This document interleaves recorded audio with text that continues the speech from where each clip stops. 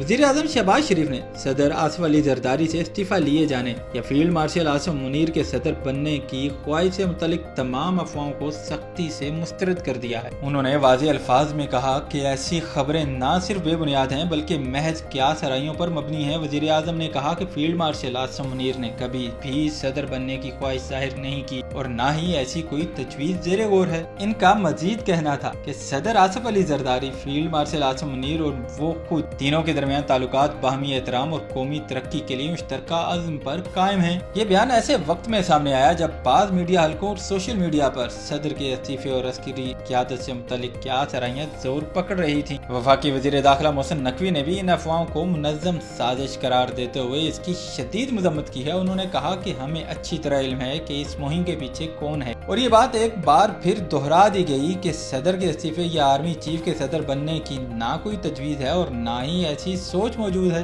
वज़ीर आज़म की ये वजाहत सियासी फिजा में फैलती हुई बेयकीनी को ख़त्म करने की एक कोशिश है जो कौमी सतह पर इस्तेहकाम के लिए निहायत अहम है।